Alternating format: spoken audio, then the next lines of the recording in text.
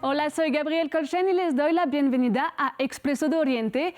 Esto es lo que veremos hoy. En Gaza, la guerra y el hambre afectan directamente a los niños, que representan cerca de la mitad de la población. Al menos 15 ya fallecieron por desnutrición desde que empezó la guerra, pero Israel sigue bloqueando la llegada de gran parte de la ayuda humanitaria. Tenemos análisis.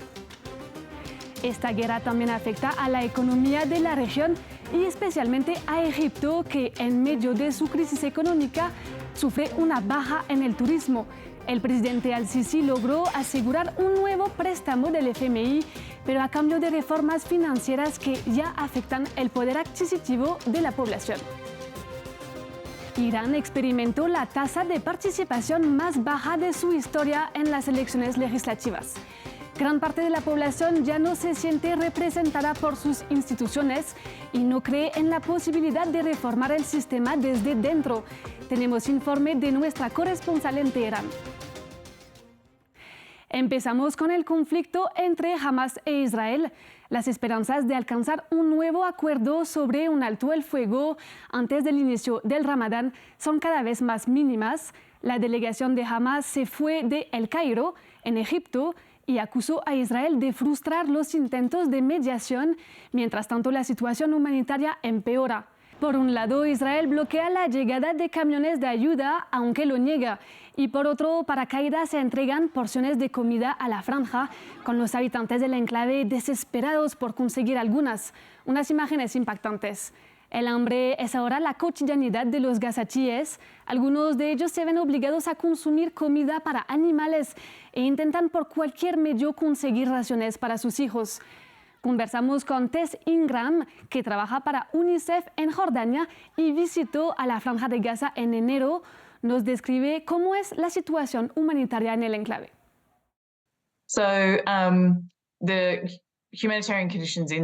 Las condiciones humanitarias en la Franja de Gaza actualmente son extremadamente difíciles. Les está costando la vida, su salud mental y también su salud física. Miles de niños han resultado heridos en esta guerra y otros miles han muerto. Los niños están muriendo ahora debido a la crisis humanitaria sobre el terreno, así como por el impacto directo de los combates. Y se trata de un problema importante porque se puede prevenir. La razón por la que están muriendo los niños a causa de la crisis humanitaria es que no hemos sido capaces de hacer llegar suficiente ayuda a la Franja de Gaza. Los niños tienen hambre, tienen sed, están agotados, tienen frío. Tess también nos amplió sobre la desnutrición y cómo afecta a los niños. Sí, se ha informado de la muerte de al menos 15 niños por desnutrición y deshidratación en el norte de la Franja de Gaza. Y esto es algo que UNICEF ha estado advirtiendo desde hace meses. Calculamos que todos los niños menores de 5 años de la Franja de Gaza, unos 335.000, son vulnerables a la desnutrición aguda porque tienen necesidades nutricionales específicas. Todos sabemos que los niños pequeños necesitan alimentos y nutrición para crecer y desarrollarse adecuadamente, y en estos momentos no están recibiendo esos alimentos en la Franja de Gaza. Hemos advertido de que el número de niños que podrían sufrir emaciación grave, que es la forma más grave de desnutrición, podría alcanzar los 10.000 niños en las próximas semanas. Finalmente, Tess nos describió cómo es un día típico para un niño en la Franja de Gaza.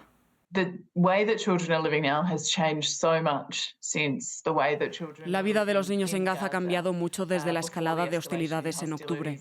Los niños solían tener una estructura y una seguridad relativa en Gaza.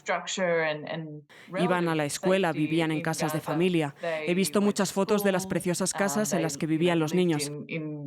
Hacían actividades después de la escuela, jugaban con sus amigos, tal vez iban a la playa.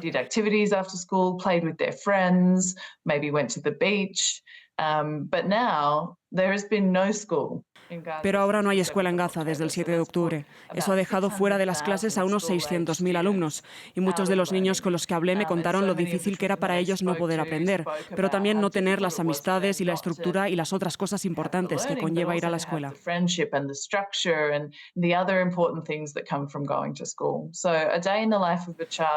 Así que un día en la vida de un niño en Gaza implica ahora mucha incertidumbre. No están seguros de lo que harán en el día. La mayoría mayoría de las veces pasan el día esperando saber si estarán a salvo o si tendrán que huir de nuevo, esperando saber si tendrán comida, si su hermano o su padre volverán para traerles algo de comer, si tendrán algo para beber.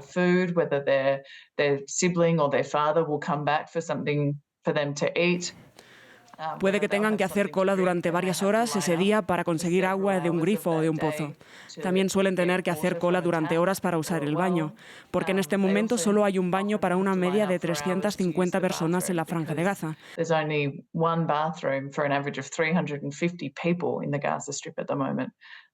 Así que los días están llenos de incertidumbre, miedo y espera. Vi a algunos niños jugando con sus amigos en los lugares donde viven los desplazados.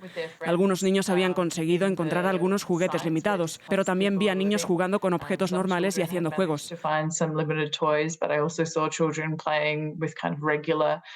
Pero muchos de los niños con los que hablé me dijeron que echaban de menos hacer deporte. Muchos de los niños me preguntaban si tenía un balón de fútbol.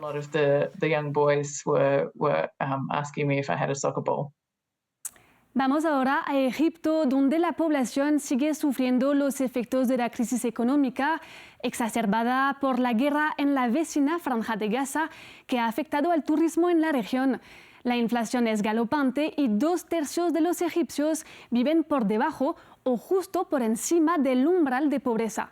El presidente Abdel Fattah al-Sisi aseguró un nuevo préstamo del Fondo Monetario Internacional de $5.000 millones, además de otros $1.200 millones para hacer frente a la crisis climática.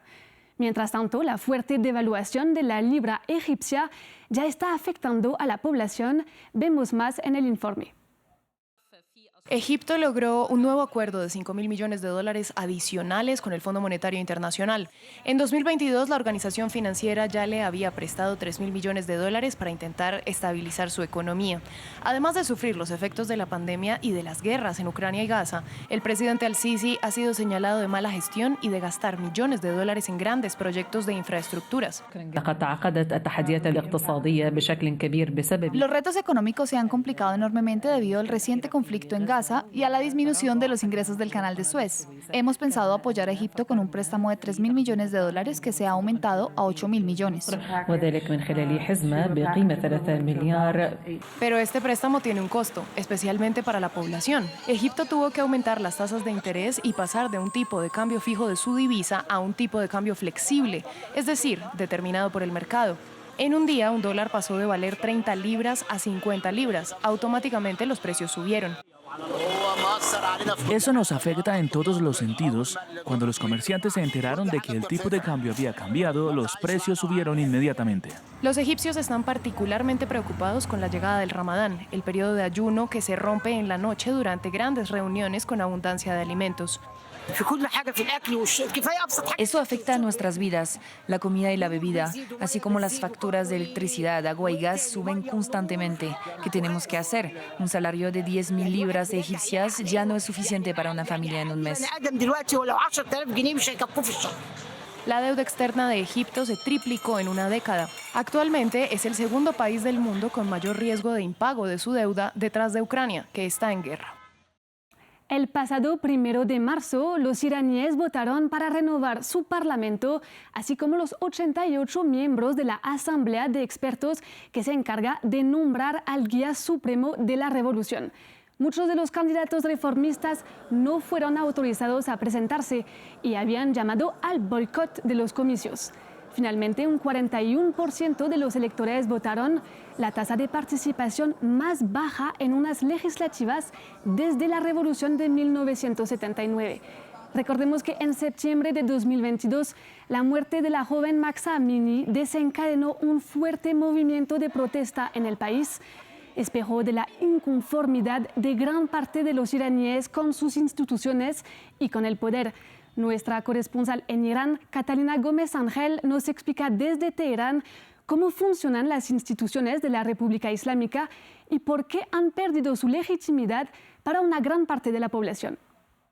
para entender un poco esa baja participación de las elecciones parlamentarias y de consejos de expertos en Irán y por qué surge ahora la pregunta de si el futuro de los comicios electorales en el contexto de la República Islámica tienen validez en los próximos años. Hay que remitirse al sistema iraní, cómo está planteado la República Islámica, en el cual algunas instituciones son elegidas por voto popular. Esto incluye al presidente, al parlamento y a ese consejo de expertos que finalmente tiene la decisión de elegir al líder supremo de la revolución, que actualmente es Ali Khamenei. Pero hay otras instituciones que no son elegidas por la gente, especialmente el Consejo de Guardianes, ese comité de 12 juristas, especialmente clérigos elegidos por el líder supremo, que son al fin y al cabo los que tienen en sus manos el futuro de los comicios electorales. ¿Y por qué? Porque son ellos los que deciden cuáles son los candidatos que pueden presentarse a esas elecciones, muchas veces sin un criterio determinado. Y esto ha llevado a que en los últimos años el espectro político de Irán se cierre. El ala moderada, pero especialmente la reformista, que en algún momento pidió por reformas dentro del marco de la República Islámica, se sientan rezagados y no puedan participar en las elecciones, lo que ha llevado a que mucha de la población se pregunte por qué votar en estas elecciones. A los problemas que se suman la corrupción, la represión, las malas condiciones económicas, ese sentimiento de que realmente ninguna de esas instituciones hacen algo por mejorarles la vida, se suma que realmente el votar no tiene ningún sentido. La República Islámica siempre ha pensado que estas elecciones también es un momento de legitimar la validez de este sistema político. Sin embargo, la población en este momento no se siente representada, especialmente los más jóvenes. Muchos de ellos ni siquiera han votado en ninguna de las elecciones, porque ya cuando ellos empezaron a participar no había ninguna opción para ellos más allá que conservadores o radicales. Llegamos hacia el final de esta edición de Expreso de Oriente. Muchas gracias por acompañarnos y los invito a seguir toda la información en nuestra página web france24.com.